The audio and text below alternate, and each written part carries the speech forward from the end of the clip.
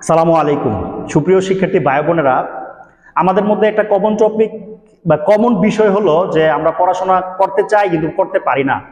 এই যে artificial intelligence বা মোবাইল ফোন আমাদের বিভিন্ন ধরনের জিনিস দেখায়, এই জন্য আমাদের ব্রেন আর ঠিক মতো কাজ করে না।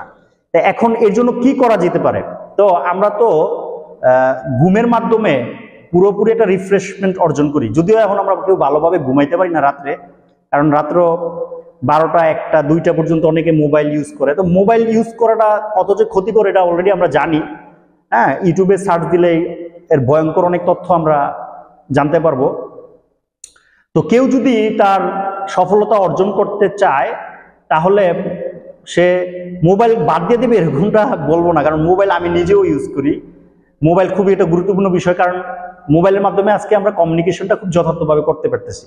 তো ঘুমের থেকে ওঠার পরে যেহেতু মাইন্ড ফ্রেশ থাকে, তখন সে এই সময়টা খুব ভালোভাবে কাজ করতে পারে। কিন্তু ওই সময় যদি আমরা ওই সময় ফার্স্ট আমরা কি করি, মোবাইলটা দেখি কে কি করলো, মেসেজ দিল কিনা। তো ওই সময়টা তো আমাদের আর পড়াশোনার মনোযোগটা থাকবে না। সেজন্য আগে যতটুকু পারা যায়, আমরা যদি আগের পড়াশোনার অভ্যাস না থাকে তাহলে অল্প অল্প করে শুরু করতে হবে। নিজেকে গ্রাজুয়ালি ডেভেলপ করতে হবে। যে আগের থেকে 1 মিনিট হইলেও বেশি পড়ার চেষ্টা করতে হবে, এইভাবে আগাইতে হবে। একদিনই তো আমরা অনেক পড়তে পারবো না, বা লেখালেখি করতে পারবো না। তাহলে আমরা যে কোনো কিছু অর্জন করতে চাইলে প্রথমে আমাদেরকে যে মাইন্ড ফ্রেশ করে ওই কাজটা শুরু করতে হবে। তো তারপরে আমরা যদি কাজ করতে করতে ক্লান্ত হয়ে যাই, দ্যাট মিনস পরে অনেকে কলেজে যায়, অনেকে বিভিন্ন যেমন ধরেন আমি টিচার, আমার ক্লাস করাতে যাইতে হয়। তো যার যেই কাজ যাকে তো সেই কাজ করতে হবে, কিন্তু মাঝখানে যদি সময় পাওয়া যায় তাহলে তাকে পাওয়ার ন্যাপ নিতে পারে। কারণ যখন সে আবার একটা পাওয়ার ন্যাপ নেয়, দ্যাট মিনস আধা ঘন্টা বা 25 মিনিট যখন সে একটু ঘুমায়, বা ধরেন 10-15 মিনিট যখন সে চোখ বন্ধ করে থাকে, তখন কিন্তু সে আবার একটা রিফ্রেশমেন্ট পায়। আমাদের ব্রেন তখন আবার পুনরায় সতেজ হয়।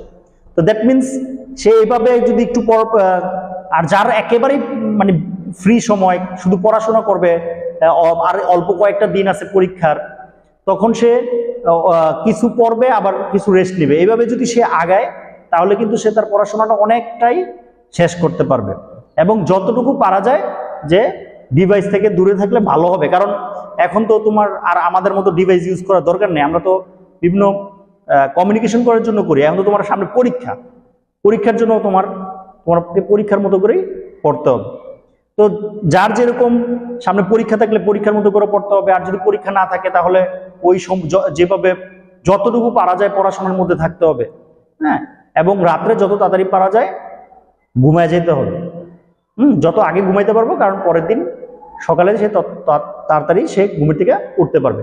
আসলে আরো অনেক কিছু বলা যায়, বলবো সামনে ইনশাল্লাহ। তো আপাতত এইভাবেই শুরু করা যায়। তো এই ছিল আজকের আলোচনা। সবার জন্য শুভকামনা। Thanks for watching.